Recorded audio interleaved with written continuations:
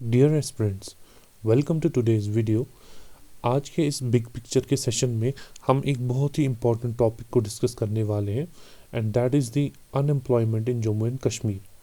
तो इस सेशन में हम एनालाइज करेंगे ये अनएम्प्लॉयमेंट का क्वेश्चन अभी न्यूज़ में क्यों है और क्या फैक्टर्स हैं रिस्पॉन्सिबल फॉर द अनएम्प्लॉयमेंट, क्या फिगर्स हमारे पास अवेलेबल हैं जिससे हमें पता चलती है कि जे.एंड.के में कितनी अनएम्प्लॉयमेंट है, क्या मेजर्स गवर्नमेंट ने लिए हैं अनएम्प्लॉयमेंट को कम करने के लिए और फर्दर इसमें क्या इम्प्रूवमेंट की जा सकती है। So let's start. पहले हम प्रॉब्लम को एनालाइज करते हैं। आप जैसा कि यहाँ देख सकते हैं, these are the newspaper reports which these reports have been taken from the periodic labor force survey. Periodic labor force survey Ministry of Statistics and Program Implementation publish करती है, जिसमें कंट्री की हमारी कंट्री की इकोनॉमी को discuss किया जाता है, ख़ास तौर से हमारी जो लेबर फोर्स है। सो ये जितना भी डेटा यहाँ पे दिया हुआ है, it has been taken from the periodic labour force survey, the latest one published by ministry of statistics and programme implementation. तो इस रिपोर्ट के हिसाब से, पीरियोडिक लेबर फोर्स सर्वे के हिसाब से, J&K is the countries top most jobless union territory और the states. मतलब यूटीज़ और स्टेट्स को मिलाकर अगर सबकी हम रैंकिंग करें तो उसमें जे.एंड.के टॉप कर रहा है। किस में टॉप कर रहा है? इन दी अनएम्प्लॉयमेंट रेट। सो क्या अनएम्प्लॉयमेंट रेट है यहाँ पे? यूथ अनएम्प्लॉयमेंट जो है, it has soared to 32%। 32% of the youth are unemployed in Jammu and Kashmir. और यही फिगर अगर हम वुमेन में देखें, so it is very shocking, 53.6%. So 53.6% women, they are unemployed, they struggle to find any job in the Jammu and Kashmir. इस percentage को अगर हम नंबर्स में कन्वर्ट करें, so this 32% comprises of 3.52 lakh youth. So 3.5 lakh के करीब यहाँ पे अनएम्प्लॉयड हैं, जिसमें से 1.09 lakh youth are graduates and the post graduates. तो काफ़ी नंबर्स जो हैं बहुत ज़्यादा हाई है। इन नंबर्स को अगर हम एक पर्सपेक्टिव में लाने की कोशिश करें, for example union territory of Delhi, जिसकी डेमोग्राफी मोर और लेस जे.एंड.के की तरह ही है, तो यहाँ पे अनएम्प्लॉयमेंट रेट जो है मीगर 4.3%। सो जे.एंड.के में इट इज़ 32%। तो ऑलमोस्ट 27 to 28% की डिफरेंस है बिटवीन दी अनएम्प्लॉयमेंट। अब ये जो सर्वे है, इसमें किस टाइम का ये डेटा कवर किया गया है, ये जुलाई सितंबर का क्वार्टर जो है उसको कवर कर रहा है। यानी कि हमारे जो लास्ट ईयर का जुलाई टू सितंबर का क्वार्टर है, ये वहाँ के उस टाइम के फिगर्स हैं। और अगर हम जे.एंड.के को फर्दर बाकी स्टेट्स के साथ भी कंपेयर करें, for example we have Odisha. So Odisha में भी अनएम्प्लॉयमेंट रेट हाई है, बट जे.एंड.के से कम ही है, इट इज़ एट 28%। और जैसा मैंने आपको कहा कि ये परसेंटेज जो है वुमेन में भी काफ़ी ज़्यादा हाई है ना। अब अगर हम वुमेन वाली इस परसेंटेज को थोड़ा सा एनालाइज करें, सो ओवर 50%, यानी कि 53.6%, they are searching jobs but they are unable to find any jobs. तो इससे क्या हो रहा है कि एक तो इनको जॉब मिल नहीं रहा है, so they are being push to agriculture sector. यानी कि these women then work on the farm, they go back to the farms. But इससे क्या हो रहा है, एग्रीकल्चर पे ज़्यादा स्ट्रेस बढ़ रहा है, तो यहाँ पे भी डिस्ट्रेस एम्प्लॉयमेंट हो रही है। मतलब यहाँ पे जो ये हमारी वुमेन फोक है, ये यहाँ पे बाय चॉइस नहीं, by distress, because of being unable to find job in the other sectors, मजबूरी के तौर पर एग्रीकल्चर पे ही वापस जा रही है, फार्म्स में काम कर रही हैं to earn their livelihood. But they want to move out of agriculture, they want to go into the other sectors, but J and K में इनको वो अपॉर्चुनिटीज़ नहीं मिल रही हैं। तो ये परसेंटेज जो है 53.6%, अगर हम इसको नेशनल एवरेज के साथ कंपेयर करें, so nationally only 21% of the women are unemployed. मतलब वो वाली women who are seeking jobs but they are unable to find job, nationally the percentage is at 21%। Now compare it with the Jammu and Kashmir which is at 53.6%, यानी कि double of the national average, more than double of the national average. Now apart from this, जो चीज़ हमारे वो उसको add कर रही है वो है जितनी भी हमारी यहाँ पे लिमिटेड इंडस्ट्रियलाइजेशन हुई है उसमें भी एक सेटबैक रिसेंटली आया है। 700 MSMEs they have shut shop in JNK in the 4 years। तो ये भी एक बहुत बड़ा सेटबैक है हमारे इंडस्ट्रियल सेक्टर में कि हमारी micro, small and medium enterprises, जो 3 कैटेगरीज है हमारी इंडस्ट्रीज़ की, माइक्रो, स्मॉल एंड मीडियम, तो इसमें से कुल मिला के 700 they have shut down their operation in Jammu and Kashmir. अब ये डेटा कहाँ से लिया हुआ है? ये डेटा लोकसभा में सबमिट किया था by the honourable union minister of commerce and industry. Minister of commerce and industry ने इस डेटा को लोकसभा में सबमिट किया, तो वहाँ से हमें ये पता चला। और ये डेटा किस पीरियड को कवर करता है? किन 4 सालों को? From 2020 to 2024। इस दौरान 700 MSMEs हमारे बंद हुए हैं। क्यों बंद हुए हैं? क्या वजह मेन रही है कि these MSMEs they have been unable to repay their debt. मतलब MSMEs को काफ़ी सारा लोन चाहिए होता है अपने ऑपरेशंस को रन करने के लिए, चाहे वो डेली ऑपरेशंस हो या चाहे वो कैपिटल इंफ्रास्ट्रक्चर के लिए हो। तो उस डेट को रीपे वो नहीं कर पाए हैं, जिसकी वजह से यूनिट्स ऑक्शन हो गए and ultimately they have been shut down. तो इसकी वजह से भी यहाँ पे अनएम्प्लॉयमेंट हो गई है। यूनिट आपको पता ही है कि काफ़ी सारे लोगों को एम्प्लॉय भी करते हैं। सो जब एक यूनिट बंद हो गया तो उसकी वजह से काफ़ी सारे लोग जो हैं वो भी अनएम्प्लॉय हो जाते हैं। सो ये डिफरेंट फिगर्स थे हमारे पास जो हमें बताती हैं कि अनएम्प्लॉयमेंट की प्रॉब्लम जो है वो काफ़ी ज़्यादा है हमारी यूटी में। तो थोड़ा सा हम इसको एनालाइज करते हैं कि क्यों, ऐसी क्या वजह है कि इतनी ज़्यादा अनएम्प्लॉयमेंट यहाँ पर है। First of all we have structural mismatch. जैसा कि आपको आइडिया होगा ही, हमारी इकोनॉमी के 3 सेक्टर्स हैं। We have primary sector, we have secondary and we have tertiary. Main 3 हमारे यही हैं। ओके, प्राइमरी में हमारा एग्रीकल्चर सेक्टर आता है and this sector contributes only 16% to our gross state domestic product. हालांकि most of the population in Jammu and Kashmir it is dependent on agriculture sector. Agriculture sector absorbs most of the youth, most of the populace of Jammu and Kashmir, because Jammu and Kashmir is mostly an agrarian society, rural and agrarian society. So but जितने लोग इसमें employed हैं उस हिसाब से ये इसका contribution हमारे GSDP में नहीं है। It contributes only 16%। बट जिस हिसाब से इसमें लोग एम्प्लॉय हैं इसमें कंट्रीब्यूशन ज़्यादा होना चाहिए था, बट वो नहीं है। हमारे सेकेंडरी और टर्शरी सेक्टर का कंट्रीब्यूशन जो है वो प्राइमरी से ज़्यादा है। तो यहाँ स्ट्रक्चरल मिसमैच है। जिस सेक्टर में ज़्यादा एम्प्लॉयमेंट है, जो ज़्यादा एम्प्लॉयमेंट प्रोवाइड कर रहा है, वो आउटपुट हमें उतना नहीं दे पा रहा है, वो आउटपुट हमें कम दे रहा है। सेकेंड फैक्टर जो यहाँ कंट्रीब्यूट कर रहा है वो है लैक ऑफ स्किल्ड वर्कफोर्स। देखिए JNK में लिटरेसी रेट तो काफ़ी हाई है, इट इज़ अराउंड 74% और समथिंग, तो काफ़ी हाई है, अच्छी खासी है। बट लिटरेसी रेट हाई होने के बावजूद स्किल सेट यहाँ की वर्कफोर्स के पास नहीं है। कौन से स्किल सेट नहीं है? जो स्किल्स हमारे कॉरपोरेट्स को चाहिए या मैन्युफैक्चरिंग इंडस्ट्रीज़ को चाहिए। कॉलेज में डिग्री ले ली, ठीक है, 4 साल में डिग्री कंप्लीट कर ली, 5 साल में कर ली, थ्योरेटिकल नॉलेज ले ली, बट जब पास आउट होके कॉलेज से इन इंडस्ट्रीज़ में चले जाते हैं एम्प्लॉयमेंट के लिए, तो देखा गया है कि इनके पास थ्योरेटिकल नॉलेज तो है बट वो वाले स्किल्स हैं ही नहीं जो इंडस्ट्री में काम करने के लिए यूज़ हों। So JNK has abysmally low, only 2% of its population is formally skilled, only 2%, despite JNK being one of the youngest states or UTs in India। यहाँ पे 54% population जो है it is less than 25 years in age। ठीक है, मतलब काफ़ी young population है, उसके बावजूद सिर्फ 2% of the population is skilled. तो जब स्किल्स ही नहीं है हमारे पास, तो ये वर्कफोर्स जो है रिडंडेंट हो जाती है, ये किसी काम की नहीं है, they remain unemployed. Then limited industrialisation, ये JNK में हमेशा प्रॉब्लम रही है कि यहाँ पे इंडस्ट्रियल सिनारियो जो है वो उतनी ज़्यादा लार्ज स्केल पे डेवलप नहीं हो पाया है, because of geographical reasons, because of the problem of the infrastructure, because of the security issues which have been there in the past। तो उसकी वजह से यहाँ पे ज़्यादा इंडस्ट्रियलाइजेशन नहीं हो पाई है। इसमें एक फिगर मैं आपको बताता हूँ कि for example we have this logistics index.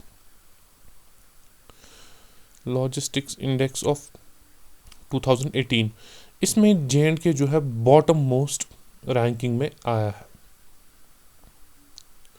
यानी कि लॉजिस्टिक्स जो है यहाँ पे उतनी ज़्यादा डेवलप नहीं है। ये सिर्फ एक फिगर मैंने आपको बताई। तो जब यहाँ लॉजिस्टिक्स ही डेवलप नहीं है तो ऑब्वियसली यहाँ पे इंडस्ट्रियलाइजेशन भी डेवलप नहीं हो सकती है। सपोर्टिंग इंफ्रास्ट्रक्चर इंडस्ट्रियलाइजेशन के यहाँ पे डेवलप नहीं है। फॉर एग्जांपल, एक एग्जांपल हम लेंगे, continuous power supply, not water supply but power supply. एक वीडियो सेशन हमने किया था बिग पिक्चर का on the hydro electricity scenario in Jammu and Kashmir. उसमें मैंने आपको बताया कि यहाँ पे विंटर्स में ख़ास तौर से कितनी ज़्यादा इलेक्ट्रिसिटी की प्रॉब्लम जो है वो एग्रवेट हो जाती है। तो इंडस्ट्रीज़ को रन करने के लिए 24/7 पावर सप्लाई चाहिए, कंटिन्यूस पावर सप्लाई चाहिए, क्वालिटी पावर सप्लाई चाहिए, वो यहाँ पे अवेलेबल नहीं है। इसी तरह से यहाँ पे प्रॉपर वो एक इंडस्ट्रियल टाउनशिप डेवलप नहीं हो पा रही है फॉर वट एवर रीजन्स। तो ये सपोर्टिंग इंफ्रास्ट्रक्चर जो इंडस्ट्रियलाइजेशन के लिए ज़रूरी है वो भी हमारे पास अवेलेबल नहीं है। Also most of the people seeking job they are dependent on the government sector, over reliance is on the government sector. अगर हम फिगर्स की बात करें, in the financial year 23-24 J and K has spent 1,18,500 crores, यानी कि which is around 39% of its budget. किस पे इसको स्पेंड किया है? सैलरी एंड पेंशन पे। आप देखिए कितने लोग डिपेंड हैं गवर्नमेंट पे फॉर एम्प्लॉयमेंट। सैलरी और पेंशन में ही हमारे बजट का 39% चला जाता है। ये 23-24 फाइनेंशियल ईयर के फिगर्स हैं। इतनी ज़्यादा रिलायंस क्यों है गवर्नमेंट सेक्टर पे? बिकॉज प्राइवेट सेक्टर की प्रेजेंस यहाँ पे मिनिमल है, जो फोर्स करता है यूथ को टू सीक गवर्नमेंट जॉब्स। इसकी एक एग्जांपल मैं देता हूँ आपको, रिलायंस कितनी ज़्यादा है। JKSSB had notified sub inspector post, ठीक है, कितने पोस्ट नोटिफाई किए थे? 1200, but they received applications of around 1 lakh applications इनको आई हैं for these 1200 posts. So you can imagine mismatch कितना है। और ये जो एप्लीकेशंस हैं ये आई हैं from the youth age between 21 and 28। So 1200 vacancies थी, 1200 फिल हो गई, तो बाकी के 90,000 प्लस लोग वो कहाँ जाएंगे? वो फिर से अनएम्प्लॉयड होके वो वैसे ही रहेंगे। इसी तरह से अनएम्प्लॉयमेंट जो परसेंटेज जो है जे.एंड.के के एजुकेटेड यूथ में, it has surge to 46.3% amongst the educated youth in J and K. ठीक है, तो it is the second highest in India educated youth की। यहाँ पे हम बात करें जो अनऑर्गेनाइज्ड हैं या अनएजुकेटेड हैं, हु आर सीकिंग एम्प्लॉयमेंट, उनकी बात नहीं हम करें, हम सिर्फ एजुकेटेड की बात करें। तो एजुकेटेड में जो है ये परसेंटेज 46.3% पहुँच चुकी है, and it is the second highest in India. Then another factor which contributes to the unemployment is the slow growth in the state gross domestic product. हमारा जो state gross domestic product है इसकी growth जो है वो recent times में कुछ कम हो गई है। So it was around 11% in 2014-18। Now it has slumped to less than 7% in 2019 and onwards. ठीक है, सो 11% से 7% पे आ चुका है। तो जब स्टेट का ग्रॉस डोमेस्टिक प्रोडक्ट ही इंक्रीज नहीं हो रहा है तो इसके इफ़ेक्ट्स जो है, एडवर्स इफ़ेक्ट्स जो है वो हमें अनएम्प्लॉयमेंट के तौर पे नज़र आते हैं। देन अनदर प्रॉब्लम इज़ कि हमारा देयर इज स्ट्रक्चरल डिसआर्टिकुलेशन। स्ट्रक्चरल डिसआर्टिकुलेशन का मतलब क्या है कि अनइवन सेक्टोरल डेवलपमेंट है यहाँ पे। यानी कि जिस हिसाब से यहाँ पे रिसोर्सेज हैं जम्मू एंड कश्मीर से, उस हिसाब से यहाँ पे डेवलपमेंट नहीं हो रही है, जिसकी वजह से जो यहाँ का सरप्लस लेबर फोर्स है वो यहाँ पे एब्जॉर्ब नहीं हो रहा है, उनको एम्प्लॉयमेंट यहाँ पे नहीं मिल रही है। There is a lack of correspondence between the production and consumption spheres in J and K. So अगर हम प्रोडक्शन देखें यहाँ जो होती है और कंजप्शन जो होती है, सो वो आपस में उस हिसाब से कॉरस्पॉन्ड नहीं करते हैं, और जो डिफरेंट सेक्टर्स हैं इकोनॉमी के उनमें भी प्रोपोर्शनल डेवलपमेंट नहीं हो रही है। तो ये भी एक फैक्टर है जो हमारी अनएम्प्लॉयमेंट को कंट्रीब्यूट करता है। Then bringing corporate capital into Kashmir, industrialisation के लिए यहाँ पे बहुत बार कोशिश की गई थी, बट अब आज के टाइम पे the world is headed towards the knowledge based economy, यानी कि it is the time of fintechs, it is the time of regtechs. ठीक है, यानी कि वो ट्रेडिशनल वो एसेट्स क्रिएट करना, वो ट्रेडिशनल फिजिकल एसेट्स क्रिएट करना, उन पे ज़्यादा रिलाई करना, उसके लिए यहाँ कैपिटल लाना J&K में, तो वो ज़माना चला गया। बट हमारा फोकस, गवर्नमेंट का फोकस अभी किस पर है, इसी पर अटका हुआ है कि हम कॉर्पोरेट कैपिटल को यहाँ पे लाएं। But world is moving towards the knowledge based economy, तो जिसकी वजह से भी जो हमारा कन्वेंशनल तरीका रहा है यहाँ की इकोनॉमी को पुश करने का, वो कहीं ना कहीं एक फैक्टर है, रेस्पॉन्सिबल है, जिससे हमारी एम्प्लॉयमेंट यहाँ पे ज़्यादा जनरेट नहीं हो पा रही है। Then another factor is export and import disparity. देखिए हमारे जो J&K है यहाँ पे ज़्यादा डिपेंडेंस जो है एग्रीकल्चर सेक्टर में, जैसा मैंने आपको पहले ही बोला, but most of the output जो यहाँ से निकलता है हमारा, it is consumed outside the state. हमारी यूटी से बाहर यहाँ का ज़्यादातर आउटपुट जो है, प्रोड्यूस जो है, वो बाहर चला जाता है, और इवन लार्जर पोर्शन कंजप्शन का जो है वो हम इम्पोर्ट करते हैं बाहर से। सो यहाँ का जो है बाहर जा रहा है, वो लोकल इकोनॉमी में ज़्यादा कंज्यूम नहीं हो रहा है, बट लोकल इकोनॉमी में क्या कंज्यूम हो रहा है, जो हम इंपोर्ट कर रहे हैं, जो हम बाहर से ला रहे हैं। तो इसमें एक डिस्पैरिटी हो रही है एक्सपोर्ट और इंपोर्ट में। जो हम प्रोड्यूस करते हैं वो अगर हमारी लोकल इकोनॉमी में ही ज़्यादा कंज्यूम होता तो इसके बेनिफिट्स जो है इन टर्म्स ऑफ एम्प्लॉयमेंट भी हमें देखने को मिलते, बट ऐसा नहीं है। अब ये तो हमने यहाँ पे प्रॉब्लम्स डिस्कस की कि क्या मेन हिंड्रेंसेस हैं यहाँ पे अनएम्प्लॉयमेंट की ज़्यादा इतनी प्रॉब्लम क्यों है। अब क्या स्टेप्स लिए जा सकते हैं इस चीज़ को एड्रेस करने के लिए, तो हमें कुछ स्ट्रक्चरल चैलेंजेस जो हमारी J&K की इकोनॉमी है उनको हमें एड्रेस करना है, यानी कि कोई वन टाइम सोल्यूशन नहीं है, बल्कि हमें लॉन्ग टर्म व्यू लेके चलना है कि जो हमारी पूरा स्ट्रक्चर है यहाँ की इकोनॉमी का, उसको कैसे हम ठीक कर पाएँ। तो कुछ सजेशंस जो इसमें हमारे इकोनॉमिस्ट देते हैं, उसमें सबसे पहले बोला गया है कि आप सेक्टर स्पेसिफिक इनिशिएटिव्स लें, यानी कि जो सेक्टर्स J&K में काफ़ी ज़्यादा अच्छा परफॉर्म कर सकते हैं। फॉर एग्जांपल टूरिज़्म में हमारा एक बहुत बड़ा जो है एक एसेट है यहाँ पे J&K में टूरिज़्म, उसमें इनिशिएटिव्स गवर्नमेंट को लेने की ज़रूरत है। इसी तरह से हमारा हॉर्टिकल्चर सेक्टर है जिसमें काफ़ी ज़्यादा स्कोप है, या हमारा J&K फेमस है हैंडलूम हैंडीक्राफ्ट के लिए, ओके, हैंडीक्राफ्ट्स।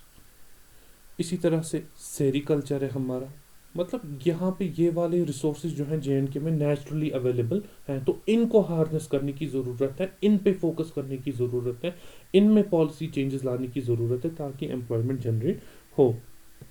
इसी तरह से जैसा मैंने आपको बोला कि only 2% of the population is skilled, इस चीज़ को हमें ठीक करने की ज़रूरत है। ये ठीक कैसे हो सकता है, जब हमारे पास एकेडमिया इंडस्ट्री कोलैबोरेशन होगी। फॉर एग्जांपल इसका क्या मतलब है कि लेट्स से कोई कॉलेज है ABC और यहाँ के स्टूडेंट्स जो है इंजीनियरिंग करते हैं, इट्स एन इंजीनियरिंग कॉलेज। अब मार्केट में लेटेस्ट डिमांड स्किल्स की क्या है, उस चीज़ को देखने के लिए, उस चीज़ को पाने के लिए हम इंडस्ट्रीज से टाई अप कर सकते हैं। ठीक है, कोई इंडस्ट्री हमने ले ली, for example we have Wipro, तो हमने इनके गवर्नमेंट ने इनके साथ एक अग्रीमेंट किया। क्या अग्रीमेंट किया कि हमारे जितने भी ग्रेजुएट्स यहाँ से निकल रहे हैं उनको स्किल्स ट्रेनिंग के लिए हम आपके पास भेजेंगे फॉर इंटर्नशिप। ठीक है, और इसका जो एक्सपेंडिचर है फॉर एग्जांपल गवर्नमेंट बियर कर सकती है, इनको स्टाइपेंड के तौर पर, या इन इंडस्ट्रीज को इंसेंटिवाइज कर सकते हैं कि कुछ खर्चा आप उठाएं, कुछ खर्चा हम उठाएं, या व्हाटएवर, जिस तरह से गवर्नमेंट को सूटेबल लगे। तो इससे क्या होगा, जब ये लोग अपने ग्रेजुएशन के बाद पोस्ट ग्रेजुएशन के बाद इन इंडस्ट्रीज में सीखेंगे लेटेस्ट मार्केट स्किल्स, तो इनकी एम्प्लॉयबिलिटी का फैक्टर जो है वो ज़्यादा इंक्रीज हो जाएगा। सिर्फ थ्योरेटिकल नॉलेज लेकर आज काम नहीं बन सकता है जब तक हमारे पास प्रैक्टिकल स्किल्स ना हो और लेटेस्ट स्किल्स ना हो। फॉर एग्जांपल एआई का टाइम है आज, ओके, आर्टिफिशियल इंटेलिजेंस काफ़ी है। अब कोई कंप्यूटर इंजीनियरिंग बैकग्राउंड से होगा जिसको एआई की नॉलेज उतनी ज़्यादा होगी नहीं, नॉलेज अगर होगी भी तो प्रैक्टिकली इसको यूज़ करना नहीं आता होगा, तो ऐसे इंसान के एम्प्लॉयमेंट के चांसेस बहुत कम है। सो ज़रूरी है कि एकेडमिया इंडस्ट्री की पार्टनरशिप हो जाए। उसके बाद फोकस करने की ज़रूरत है आर्टिजनल इकोनॉमी पे। देखिए, मैंने आपको पहले ही बोला कि अगर हम JNK की इकोनॉमी देखें, यहाँ पे आर्टिजन्स जो हैं वो एक्स्ट्रा ऑर्डिनरी स्किल्स उनके पास हैं, एक्स्ट्रा ऑर्डिनरी प्रोडक्ट्स वो डेवलप करते हैं। तो इसमें इनफैक्ट बेनिफिट ये भी है कि इसमें बहुत कम टेक्नोलॉजी और कैपिटल की ज़रूरत है। सो अगर हम फोकस करें, हमारे जो आर्टिजन्स हैं उन पर फोकस करें, तो इसमें एम्प्लॉयमेंट के चांसेस बहुत ज़्यादा बढ़ सकते हैं। कैसे बढ़ सकते हैं? एग्जांपल मैं आपको देता हूँ। जो हमारा क्राफ्ट एंड ट्रेड सेक्टर है, it employs 14 lakh people. Imagine 14 lakh people are associated with this art and craft sector. इसमें से थोड़ी सी अगर पॉलिसी इंटरवेंशन की जाए, this number can increase very easily and with little capital, okay, and with little improvement in infrastructure. Large scale industrialisation करने की ज़रूरत नहीं है। इसमें थोड़ा सा कैपिटल इन्फ्यूजन, थोड़ी सी पॉलिसी चेंजेस के साथ इसमें काफ़ी ज़्यादा एम्प्लॉयमेंट जनरेट हो सकती है। Also most of the people in JNK they are also associated with the horticulture sector. So horticulture में भी technological interventions अगर की जाए तो JNK can generate employment in this sector as well. और इस सेक्टर में वैल्यू एडिशन की भी ज़रूरत है। वैल्यू एडिशन का मतलब क्या है? हॉर्टिकल्चर जब हम सोचते हैं तो हमारे दिमाग में एप्पल आता है, JNK का, ओके, बट एप्पल पे ही हमें नहीं रुकना है। एप्पल में वैल्यू एडिशन करके we can make its juice, ठीक है, तो इसको प्रोसेस करके हम डिफरेंट चीज़ें बना सकते हैं, उसको हम वैल्यू एडिशन बोलते हैं। Then these can be exported. So सिर्फ रॉ एप्पल एक्सपोर्ट करने की ज़रूरत नहीं है, बल्कि इसमें वैल्यू एडिशन करके, इसमें चेंजेस करके हम और सारे प्रोडक्ट्स भी बना सकते हैं, जिससे और ज़्यादा लोग इसमें इन्वॉल्व होकर इसमें एम्प्लॉयमेंट जनरेट हो सकती है।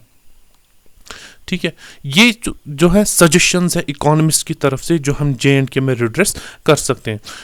अब कुछ एम्प्लॉयमेंट स्कीम्स जो हमारी गवर्नमेंट ने ऑलरेडी नोटिफाई की हैं, उसको इम्प्लीमेंट किया है, जिससे अनएम्प्लॉयमेंट को थोड़ा सा रिड्यूस करने में हेल्प हुई है, वो यहाँ पे मैंने लिस्ट आउट की है। फॉर एग्जांपल मुमकिन स्कीम है, या JNK REGP स्कीम है, रूरल एम्प्लॉयमेंट गारंटी प्रोग्राम, या prime minister's employment generation programme है, या उसके अलावा हमारे पास इंटीग्रेटेड डेयरी डेवलपमेंट स्कीम है, एग्रीकल्चर सेक्टर में किसान क्रेडिट कार्ड स्कीम है, कारखानदार स्कीम है, हिमायत है, तेजस्वनी है, या इसके अलावा हमारे पास सेल्फ हेल्प ग्रुप्स हैं, वो हैं, या गवर्नमेंट ने for example land allotment policy में रिसेंटली चेंजेस लाई हैं ताकि वो ज़्यादा से ज़्यादा इंडस्ट्रीज़ को यहाँ पर इनवाइट कर सकें, JNK को एक अट्रैक्टिव इन्वेस्टमेंट सेक्टर बना सके, जिसकी रीसेंट एग्जांपल आप देख सकते हैं कि कठुआ में एक बहुत बड़ी सोलर प्लांट मैन्युफैक्चरिंग इंडस्ट्री बनने वाली है, जो हमने पिछले मंथ्स के करंट अफेयर्स में भी डिस्कस किया। So government is making all efforts to boost the industrial sector in JNK। Industries को यहाँ इनवाइट कर रहे हैं, इंडस्ट्रियल सेटअप को बेटर करने की कोशिश कर रहे हैं। उसके अलावा सेल्फ एम्प्लॉयमेंट पर भी गवर्नमेंट का काफ़ी फोकस है। आर्टिजन्स को स्किल डेवलपमेंट के लिए स्कीम्स नोटिफाई की हैं, फॉर एग्जांपल एक कारखानदार स्कीम है। तो डिफरेंट स्कीम्स गवर्नमेंट ने की है, बट और ज़्यादा काम करने की ज़रूरत है।